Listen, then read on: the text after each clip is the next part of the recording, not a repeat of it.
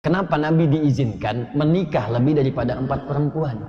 Sementara, maaf, umatnya dibatasi pada 4 saja. Kenapa Nabi diizinkan lebih daripada 4? Kata para ulama, di antara hikmahnya, supaya setiap perempuan di muka bumi mendapatkan petunjuk-petunjuk dari karakteristik semua istri Nabi itu.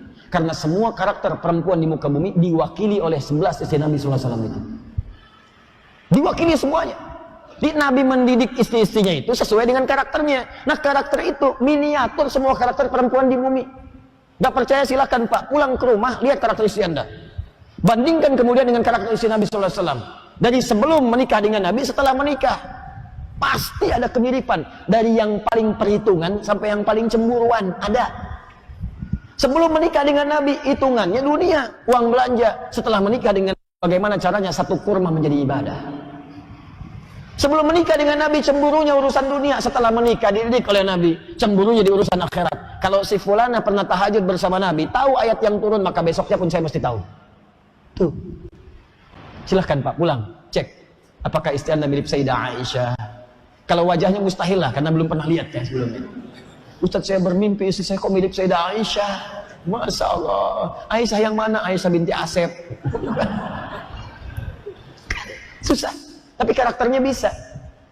Lihat deh, ya. Sayyidah Khadijah misalnya. Oh, kalau itu berat, Pak. Berat Sayyidah Khadijah. Di Al-Bukhari itu nomor hadis yang keempat sampai 5 dari riwayat sahabat Jabir bin Abdullah radhiyallahu taala anhu, itu digambarkan bagaimana kasih sayang Sayyidah Khadijah. Sampai akhirnya selalu disebut oleh Nabi sallallahu alaihi wasallam, bahkan dalam mimpi beliau, Khadijah, Khadijah, Khadijah, Khadijah. Turun Nabi dari Gua Hira. Terus setelah peristiwa Iqra itu, setelah peristiwa Iqra, kemudian wahyu-wahyu turun. Nah, satu masa Nabi naik ke Gua Hira dengan harapan menerima wahyu. Tahannus di situ. Wahyu belum turun. Tiba-tiba diputuskan beliau pulang. Saat turun dari Gua Hira itu di pertengahan tiba-tiba ada panggilan. Muhammad. Muhammad. Nabi nengok kanan tidak ada yang terlihat, kiri kosong, belakang gak ada orang nampak. Begitu nampak ke atas begini, kata beliau, saya melihat makhluk yaqudu bainas sama'i wal ardi, duduk antara langit dan bumi begini manggil Muhammad, Muhammad. Sedangkan Rasulullah SAW belum pernah melihat sosok malaikat Jibril sebelumnya dalam bentuk rupanya yang nyata. Saat peristiwa Iqra itu nyamar jadi laki-laki, jadi manusia. Dipeluk, Iqra, Iqra, Iqra. Kata Nabi, ma'ana biqari, ma'ana biqari. Belum pernah lihat rupa aslinya. Itu begitu turun muncul aslinya Muhammad. Wah, sejauh-jauh lah. Itu siapa namanya nih? Hah?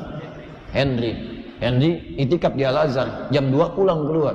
Begitu pulang keluar di jalan, Henry, kanan kiri kosong, belakang nggak ada, ya kan? Nengok ke atas, Henry, sendal ketinggalan, Henry. Jubah putih, rambut agak panjang. Bagaimana tuh perasaannya? Udah nggak pakai perasaan, lari dia. Nggak pakai perasaan. Makanya di hadisnya disebutkan faru'ibtu minhu. Saya takut kata Nabi sampai bulu kuduk naik. Ru'ibtu itu bulu kuduk naik tapi masih bisa mengelak. Masih bisa lari. Bisa menghindar. Kalau tidak bisa menghindar, sulit menghindar, sulit, susah, udah terperangkap. Itu bahasa Arabnya aujas, aujasa. Aujasa minal khifah.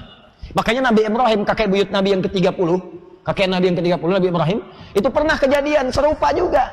Tapi Nabi Ibrahim gak bisa menghindar. Diabadikan di Quran, surah 51. Ad-Dariyat, ayat 24 sampai ayat 30. Ya, bagaimana keadaannya? Hal ataka hadithu dhaif Ibrahim al-mukramin. Apakah anda pernah dengar kisah Nabi Ibrahim yang memuliakan tamu-tamunya yang datang di malam hari? Idh dakhalu alaihi faqalu salama. Ketika mereka minta izin pamit mengucapkan salam, izin datang masuk, ketuk pintu mengucap salam, assalamualaikum, assalamualaikum. Ya, antum dah, malam-malam 1:30 ada yang ketok pintu, assalamualaikum, assalamualaikum. Dijawab enggak? Jawab. Hukum menjawab salam wajib. An-Nisa 86. Wa idza hayyitum bi tahiyyatin fahayyu bi ahsana minha. Jawab wajib. Mengucapkan salam sunnah, menjawab wajib. Assalamualaikum, waalaikumsalam. Assalamualaikum, waalaikumsalam. Assalamualaikum, waalaikumsalam. Buka dong. Enggak. Nabi Ibrahim tidak. Qala salam, waalaikumsalam warahmatullahi wabarakatuh. Buka, begitu dibuka nampak orang asing. Agak banyak qaumum munkarun. Saya enggak kenal orang ini. Asing, kalau asing bukan penduduk sini. Kalau bukan penduduk sini berarti menempuh perjalanan jauh. Kalau menempuh perjalanan jauh berarti lelah. Kalau lelah berarti tidak boleh saya banyak tanya. Dipanggil ke dalam, diminta istirahat duduk. Faragha ila ahlihi faja'a bi'idlin samin. Kembali ke dapur, tanya pada istri tercinta Sayyidah Sarah, kita punya kedatangan tamu sekarang malam ini, ada enggak menu terbaik untuk menjamunya? Kata beliau, susah, enggak ada stok makanan. Pergi ke belakang melihat ada anak sapi, lembu, masih sempat nyembelih bikin gulai malam-malam memuliakan tamu. Hal yang mustahil untuk dikerjakan oleh orang biasa dikerjakan oleh Nabi. Jamu tamu, ikramid dhaif. Begitu sudah selesai, faqarrabahu ilaihim, maka didekatkan, dihidangkan kepada tamu-tamunya. Masya Allah, begitu dihidangkan Nabi Ibrahim ikut duduk begini, tapi tamunya dilihat gak nyentuh makanan, dilihatin aja. Kata Nabi Ibrahim, qala ala ta'kulun, kok gak dimakan? Diamati dari atas ke bawah, Masya Allah, rambut agak panjang, jubah putih sampai ke bawah, kaki dilihat tidak napak ke lantai. Karena malaikat tidak makan, dia tidak minum, dalam urusan dunia tidak ada, nggak napak. Antum deh, kalau udah begitu tuh, depan kita malam-malam berhadapan begini, kaki nggak napak ke lantai, rambut panjang, jubah putih. Pertanyaan saya, maaf ya, bagaimana perasaan antum? Kalau takut pada saat itu, udah nggak bisa lari, di situ aja paling begini, nggak bisa lari. Takut yang tidak bisa mengelak disebut aujas, makanya bahasa Qur'annya fa'aujasa minhum khifah. Maka beliau merasakan takut dari mereka, tapi udah nggak bisa ngelak. Qalu la takhaf, mereka berkata kamu jangan takut. Wa basyaruhu bi ghulamin alim. Karena kemuliaan memuliakan tamu pada amalan yang tidak bisa dikerjakan oleh banyak orang, maka Allah pun hadiahkan sebuah hadiah besar yang hadiah itu mustahil bagi banyak orang. Ini rumus dalam Al-Quran. Jika Anda membutuhkan satu kebutuhan yang mustahil menurut banyak orang, maka kerjakanlah amalan-amalan yang jarang dikerjakan oleh banyak orang. Apa hadiahnya? Istrimu akan mengandung dan melahirkan seorang anak yang cerdas. Istri yang dimaksudkan bukan Sayyidah Sarah, bukan Sayyidah Hajar, tapi Sarah. Sarah itu divonis secara medis dan klinis, maaf, monofus dan mandul. Udah nggak mungkin punya keturunan secara medis. Makanya ketika mendengar keterangan tadi, keluar beliau menepuk, kemudian fasokat wajah, nepuk pipinya. Apakah yang seperti ini masih punya keturunan? Qalu kadzalika qala rabbuk innahu huwal hakimul alim. Tuhanmu Allah telah menetapkan karena suamimu berbuat baik pada malam hari ini dengan kebaikan-kebaikan yang luar biasa. Dia hakimun alim, maha bijak dalam menilai hambanya, maha tahu bagaimana kesungguhan ikhtiar hambanya. Nah, makanya rumus Quran, kalau Anda punya permintaan yang tidak biasa, kerjakan amalan yang tidak biasa. Kata dokter mustahil nih, nggak bisa sembuh. Kata orang mengatakan mustahil nih, nggak bisa dapat. Kerjakan amalan yang tidak biasa. Orang tidur, antum bangun. Orang makan, antum puasa. Orang baca Quran 1 juz, antum 10 juz. Baca. Setelah itu berdoa kepada Allah Subhanahu Wa Taala. Karena amalan itu bisa jadi wasilah untuk mengharapkan jawaban doa. Dalilnya Quran surah kelima Al-Maidah ayat 35.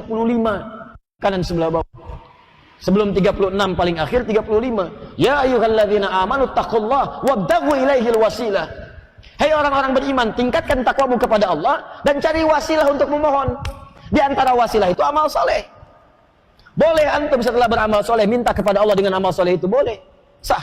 Seperti di Al-Bukhari pernah saya sampaikan, kisahnya panjang sekali. 3 orang itu yang pernah kejebak di gua. Ya, kita pernah dengar kisahnya. Jalan-jalan turun hujan, mampir di gua, begitu masuk datang batu kan? Batunya nutup, didorong-dorong nggak bisa keluar. Berat. Apa yang mereka lakukan? Tawasul dengan amal soleh. Yang satu bertawasul dengan sebagai seorang pengusaha yang memberikan gaji sempurna kepada pegawainya. Yang satu bertawasul dengan baktinya kepada ibundanya. Yang satu bertawasul dengan meninggalkan perbuatan dosa besar yaitu zina dan membebaskan diri dari sifat rentenir. Begitu mereka bertawasul dengan amalnya, berbohong pada Allah, jika ini amal soleh yang bisa menyelamatkan kami ya Allah dari musibah ini dan kau ridhai ya Allah, maka bebaskan kami dari kungkungan batu ini. Didorong oleh ketiganya, menggelinding batunya keluar. Sebelumnya nggak bisa. Makanya kalau ada kesulitan, kerjakan amal soleh. Kembali ke kisah Nabi tadi. Nabi SAW, Allahu Akbar, teman-teman sekalian, hudan, sirah. Begitu sedang gelisah, ada ketakutan, datang ke rumah. Assalamualaikum, diketok, keluar Sayyidah Khadijah. Melihat wajahnya saja, setengah ketakutannya hilang. Adem banget ya. Kalau istri seperti itu luar biasa, Bu. Ya, makanya di Quran istri itu disebutnya diibaratkan bulan. Ya, ibu bulan, suami disebut matahari. Ini ra'aitu qada asyara kaukaban wasyamsa wal qamara ra'aituhum li sajidin. Ya, ra'aituhum li sajidin, surat Yusuf. Ya, kata Nabi Yusuf, saya mimpi Pak tadi malam 11 bintang gemintang, 1 matahari, 1 rembulan. Hormat sujud kepada saya. 11 bintang gemintang saudara-saudaranya yang 11 orang. Ya, syamsa matahari itu gambaran dari ayah, suami laki-laki. Qamar itu gambaran dari ibu, perempuan, istri kalau untuk suami. Di laki-laki itu mesti menjadi seperti matahari. Apa tugas matahari? Menyinari. Di sinar itu ada kekuatan. Di sinar itu bisa mengeringkan pakaian yang basah. Maka suami seperti matahari, berikan kekuatan perlindungan kepada istrinya. Qawam namanya. Quran surah 4 ayat 34. Ar-rijalu qawwamuna 'alan nisa. Sengat yang mengganggu keluarga, sengat tuh. Dengan izzah yang paling mulia. Kalau ada masalah di istri Anda mengalir air matanya, keringkan air mata di pipi Anda dengan kalimat-kalimat yang terbaik. Tapi perempuan bulan tuh indah. Dipandang enak. Coba lihat keluar, lihat rembulan enak, ngelihat baru lihat tuh sudah enak. Indah, baik, raut wajahnya macam-macam. Sayyidah Khadijah. Anti qamarun, masya Allah. Sudah. Kalau dalam bahasa Arab ada tashbih. Ya anti kal qamari fil jamalah. Kamu itu bagaikan bulan dalam keindahannya. Tapi kalau dibuang kemudian ada tuh tashbihnya, dibuang kemudian wajah syibahnya, langsung dimunculkan anti qamarun. Bulan ini adalah Anda, indah dalam akhlaknya. Cantik itu bisa relatif, Pak. Kalau jelek mutlak. Ya. Tapi kecantikan akhlak itu paling indah. Begitu dilihat oleh Nabi wajah Sayyidah Khadijah, masya Allah, dilihat. Assalamualaikum dibuka, setengah gelisah hilang. Kalau begitu tentram kehidupan rumah tangga. Coba cek ya. Antum pulang dari kantor tuh, masya Allah banyak masalah. Dibuka sama istri. Assalamualaikum, waalaikumsalam. Dilihat istri, wah, tambah masalah misalnya ya. Itu berarti belum nyampe. Tapi kalau tenang hati ini, masya Allah setengah gelisah hilang, mirip-mirip Sayyidah Khadijah. Tinggal dipoles. Ibu belajar, keluarkan bagaimana kehidupan Sayyidah Khadijah, bagaimana berkhidmat kepada Nabi SAW. Jangan ditukar. Wah ini Khadijah tidak ada, yang ada marah-marah. Dengan kekuatan bulan aku menghukummu. Wah kekuatan bulan dihukum. Bahaya juga tuh. Gak ada suami takut istri. Gak benar. Ya, gak ada suami takut istri. Saya pernah dengar cerita itu. Satu kali di kampung dikumpulin sama ketua RT-nya. Yang takut istri pindah kanan saya. Yang gak takut kiri saya. Masya Allah semua ke kanan Pak. Kecuali satu ke kiri dia. RT-nya bingung. Anda gak takut sama istri? Iya Pak. Saya sama istri saya disuruh ke kiri. Saya sama istri saya disuruh ke kiri, takut juga.